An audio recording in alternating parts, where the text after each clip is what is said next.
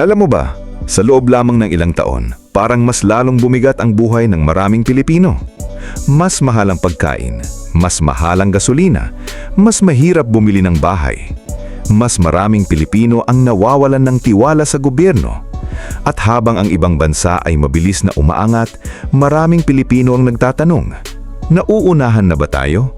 Habang tumitindi ang problema sa inflation, corruption, traffic, education crisis, healthcare, utang ng bansa at trabaho, papalapit na rin ng papalapit ang isa sa pinakamahalagang eleksyon sa kasaysayan ng Pilipinas, ang 2028 presidential election. At sa eleksyon na ito, hindi lang presidente ang ating pipiliin, pati na rin ang direksyon mismo ng kinabukasan ng Pilipinas. Pero ang tanong, sino nga ba talaga ang may pinakamalaking chance na manalo? At ang mas mahalaga, sino ang may kakayahang baguhin ang bansa? Sa video na ito, aalamin natin kung sino ang posibleng manalo sa 2028 presidential election ng Pilipinas.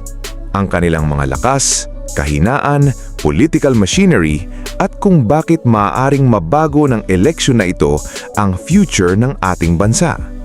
Pero bago yan, huwag kalimutang mag-like, mag-comment at mag-subscribe para sa mas marami pang content na katulad nito. Handa ka na ba? Simulan na natin! Ang Pilipinas sa 2028. Bakit sobrang importante ng eleksyon na ito? Sa mga nakaraang dekada, paulit-ulit na umiikot ang Pilipinas sa parehong problema. Mataas na presyo ng bilihin, mababang sahod, political dynasties, corruption scandals, mahinang public transportation, at milyon-milyong Pilipino ang napipilitang mangibang bansa para lamang magkaroon ng mas magandang buhay. Habang ang ibang bansa sa Asia ay mabilis na nagtatayo ng modernong infrastructure, advanced industries at world-class transportation systems, pakiramdam ng maraming Pilipino ay parang naiipit pa rin tayo sa lumang sistema. At dito pumapasok ang pinakamalaking tanong. Sa 2028, magbabago ba talaga ang Pilipinas o mananatili lang tayo sa parehong cycle? Ang Masa Problem Solver. Isa sa pinakamalakas na pangalan na lumulutang para sa 2028 presidential election ay si Raffy Tulfo. At hindi ito nakakagulat. Sa loob ng maraming taon, nakilala siya bilang tagalutas ng problema ng ordinaryong Pilipino. Mula sa family disputes hanggang labor complaints, milyong-milyong Pilipino ang nakapanood kung paano niya pinapakinggan ang hinaing ng mga tao. Dahil dito, nabuo ang isang napakalakas na image. Siya yung lumalapit kapag walang tumutulong. Ito ang dahilan kung bakit malakas ang appeal niya sa masa. Hindi siya nakikita ng supporters bilang traditional politician, kundi bilang action-oriented public figure. Pero sapat ba ang pagiging mahusay sa public service media para mamuno sa isang buong bansa? Ang Pilipinas ay hindi lamang nangangailangan ng mabilis na aksyon, kundi long-term economic planning, foreign policy strategy, energy security, at crisis management. At habang malakas ang kanyang popularidad, malaking challenge pa rin ang pagbuo ng traditional political machinery na kailangan para sa national elections. Pero isang bagay ang sigurado. Kapag tumakbo si Raffy Tulfo, ay hindi lang siya basta side character sa laban. Posibleng isa siya sa frontrunners. Ang Duterte brand na hindi pa rin nawawala. Kahit natapos na ang termino ng kanyang ama, nananatiling isa sa pinakamakapangyarihang political brands sa Pilipinas ang pangalang Duterte. At sa ngayon, si Sara Duterte pa rin ang isa sa may pinakamalaking loyal voter base sa bansa. Para sa kanyang supporters, dala niya ang image ng isang strong leader.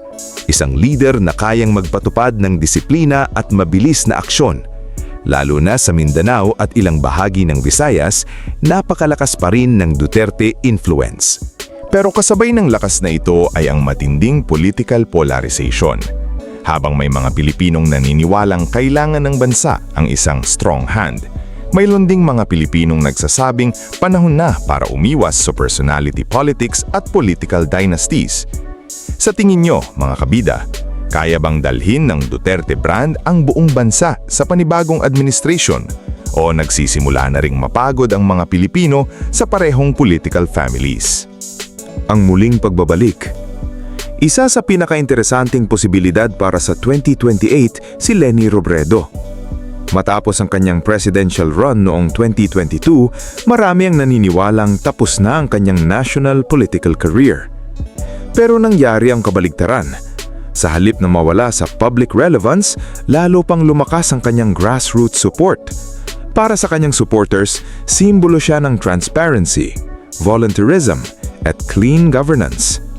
At kahit natalo siya noon, nananatiling isa si Leni Robredo sa may pinaka-organized na volunteer networks sa bansa. Pero may malaking challenge. Sa Pilipinas, hindi sapat ang social media support at rallies lamang. Kailangan ng local alliances at provincial vote penetration. At ito ang isa sa pinakamahirap buuin laban sa traditional political clans. Pero kung may kandidatong kayang magpasiklab muli ng nationwide volunteer movement, posibleng isa si Leni Robredo doon. Ang next generation candidate. Sa lahat ng mga posibleng pangalan para sa future presidency, isa sa pinaka-wild card si Vico Sotto. Para sa maraming kabataan, siya ang simbolo ng bagong klase ng politika. Simple, malinis ang image at madalas pinupuri dahil sa governance style niya sa Pasig. Ang interesting kay Vico ay hindi lang siya sikat sa isang political side. May mga supporters siya mula sa iba't ibang political groups. Pero may malaking problema. National politics is a completely different battlefield. Ang pagiging successful mayor ay hindi automatic na nangangahulugang mananalo ka sa presidential race. Sa national elections, mahalaga ang political organization, funding, regional alliances, media influence at nationwide name recall. Handa na kaya siyang tumalon sa pinakamataas na posisyon ng bansa? O masyado pa itong maaga? Ang Marcos influence. Habang pinag-uusapan ang 2028 presidential election, imposible ring mawala ang impluwensya ng Marcos family. Pero may isang mahalagang constitutional reality. Ayon sa 1987 Constitution ng Pilipinas, bawal ang consecutive re-election ng presidente. Ibig sabihin, hindi maaaring agad tumakbo muli bilang presidente si Bongbong Marcos sa 2028. Pero kahit hindi siya kandidato, hindi ibig sabihin ay mawawala ang influensya ng kanyang administration camp. At dito pumapasok ang mga pangalang tulad nina Aimee Marcos, Martin Romualdez, Francis Escudero. Kapag nagkaisa ang kanilang administration machinery, governors, congressmen at local alliances, posible silang makabuo ng isang napakalakas na coalition candidate. Pero sa Philippine politics, hindi laging sapat ang institutional power. Minsan, mas malakas pa rin ang emotional connection ng kandidato sa masa. Ang boses ng oposisyon. Isa rin sa mga pangalan na posibleng lumakas sa 2028 presidential election si Risa Hontiveros. Nitong mga nakaraang taon, nakilala siya bilang isa sa pinaka-vocal critics ng corruption, disinformation at abuse of power. Para sa kanyang supporters, siya ang simbolo ng principled leadership at policy-driven politics. Pero tulad ng ibang opposition candidates sa Pilipinas, malaking challenge ang nationwide electability.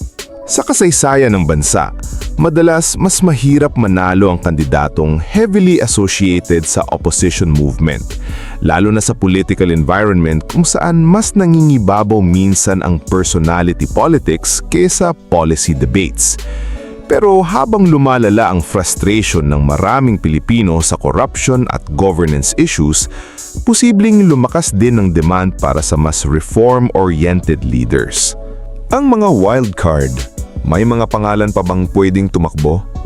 At syempre, hindi rin natin pwedeng baliwalain ang iba pang mga pangalang posibleng biglang sumabog habang papalapit ang 2028. Nariyan si Manny Pacquiao, isang pangalan na may napakalakas na national recall at loyal supporters. Kahit natalo noong nakaraang presidential race, nananatili siyang isa sa pinakakilalang public figures sa bansa. Ang tanong lang, sapat pa ba ang kanyang political momentum para sa isa pang national comeback? Isa din si Isko Moreno na minsang itinuring na isa sa pinaka-promising reformist candidates ng bansa.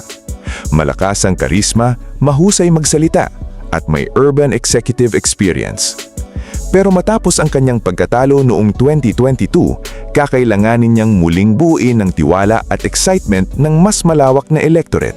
Kasama rin sa usapan sina Bongo, Benhura Balos at iba pang maaring biglang lumakas depende sa magiging political alliances sa mga susunod na taon. Dahil ang politika sa Pilipinas, minsan ang kandidatong tahimik ngayon, siya pala ang pinakamalakas pagdating ng election season. At ngayong darating na 2028, posibleng may isang pangalan na hindi pa natin inaasahan ang biglang magbabago sa buong laban.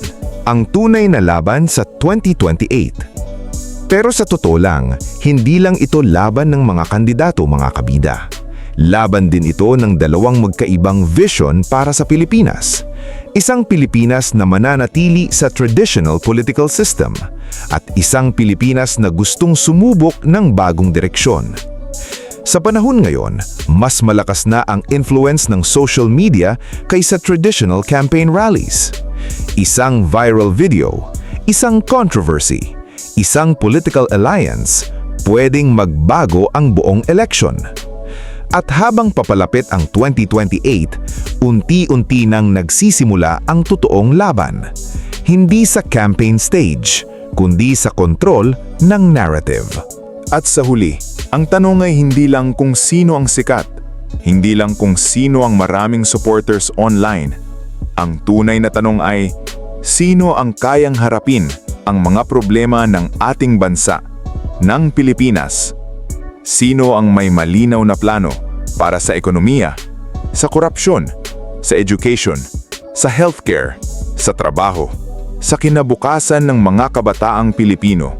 Dahil sa bawat eleksyon, hindi lang pangalan ang binoboto natin, ang future ng ating bansa ang nakataya. At habang milyon-milyong Pilipino ang umaasang gaganda ang kanilang buhay, Marami rin ang natatakot na baka manatili lang tayo sa parehong cycle. Mas mataas na bilihin, mas maraming utang, mas maraming Pilipino na nawawalan ng pag-asa. Kaya bago dumating ang 2028, siguro panahon na rin para itanong natin sa sarili natin, ano ba talaga ang klase ng leader na kailangan ng Pilipinas? Strong leader ba? Technocrat? Reformer? Populist? O isang leader na kayang pag-isahin ang ating bansa? Ikaw, kabida, sino sa tingin mo ang may pinakamalaking chance manalo sa 2028 presidential election? At sino ang gusto mong maging susunod na presidente ng Pilipinas?